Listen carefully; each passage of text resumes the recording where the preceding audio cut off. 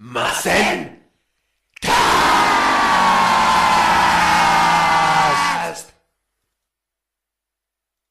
Hold up, did I say I was done with Z? I was lying.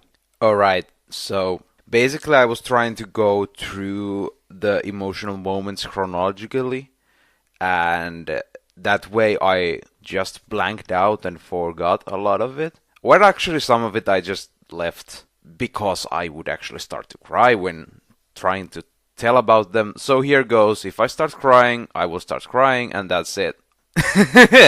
So, we go to Android Saga because basically up until that point I pretty much covered it because yeah, like Saiyan Saga Piccolo dying, it was really emotional. I mean, he's protecting Gohan, but I think at that point I still hadn't made like this connection with Piccolo and actually having like sort of actually caring like really about him. It was like until like say Namek Saga or even Android Saga that I had feelings for Piccolo. But to get back to my point, Android Saga, like Goku actually contracting the virus, like as it was foretold, that felt shitty. I wouldn't say that I actually built up any tears. I felt sad for it, yeah, but it wasn't that difficult to get over it. But then Vegeta obviously transforming for the first time in front of the audience to Super Saiyan, and that it's not really emotional because Super Saiyan, it's of course Vegeta will do it, but the team that goes with it, that is obviously the great one. The one that I didn't want to talk about, the last instant transmission. Yeah, that hit me pretty hard.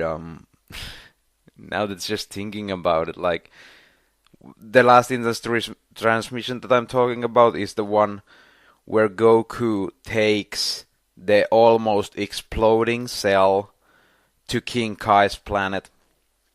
And he has to do that because for some reason Gohan got cocky and didn't kill Cell, didn't finish the fight, as we find, in Super that Piccolo points out that is Gohan's worst weakness, and he has to get rid of that for the Tournament of Power. But to get back to Z and the emotional moments, yeah, the instant transmission and like seeing Goku sort of wave goodbye to like just try to replace the mistake that Gohan did with his own life and with King Kai's life as well.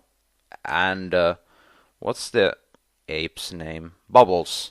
And Gregory is the... what is it? A roach? No? I don't know. Mantis?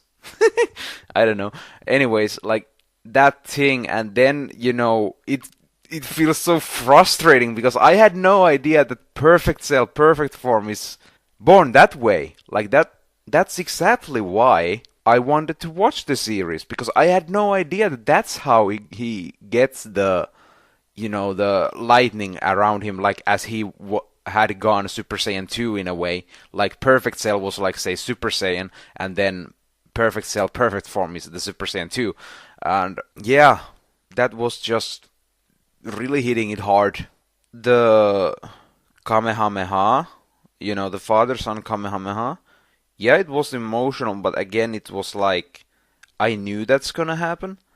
It was kind of, sort of, it's to finalize the battle. It's not like, this thing, but the thing that happens in between, because, again, Cell didn't die. He goes to Perfect Form, he comes back and kills Trunks. Or, well, Trunks doesn't really die, does he? He gets a Senzu just in time. But yeah, and then seeing, like, that's like sort of feeling, pride as well, like Vegeta finally being, the father instead of just this person that doesn't care about Trunks, about the kid Trunks, about Bulma, about basically anyone. Like, he goes absolutely ham on Cell, and it's only a shame that Vegeta isn't able to reach the level of Super Saiyan 2 just yet. Like, I think that should be the moment that, Vegeta would go Super Saiyan 2 as well. And maybe, give Cell a good fight so that, Gohan would have time to recover. Like, that's an idea that they could do differently in Cell Saga. But to get back, we are talking about just emotional moments here. That pretty much sums it up for Cell Saga. For real this time. And then we go to Buu Saga, and this one, these two, you know which ones they are. And I avoided talking about them on purpose. And the first one is obviously Goku going Super Saiyan 3. That is really emotional, and again, I didn't get as much goosebumps as I did when Gohan went Super Saiyan 2, but it was comparable. Like, I think it would have felt like, more epic if like say like Buu and what's his face, Babidi had like flown away, like just out of the sheer force. That would have been great. Or at least Babidi. And then, because I like Vegeta, Trunks is my favorite character. Gohan is the close second.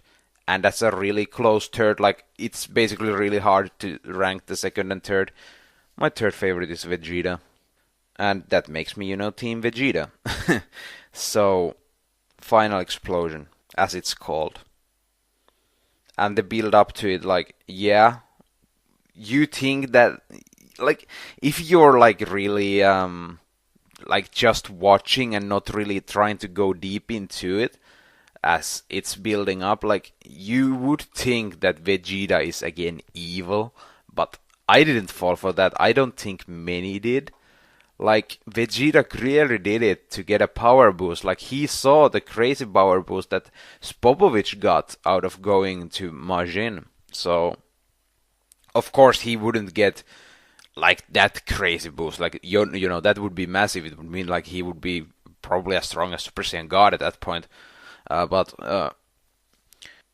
that moment that he starts talking to Trunks and Goten and basically knocks them out so that they don't have to see him sacrifice himself to, also avoid just telling them to go away, because he probably couldn't take that, so he instead just knocks them out.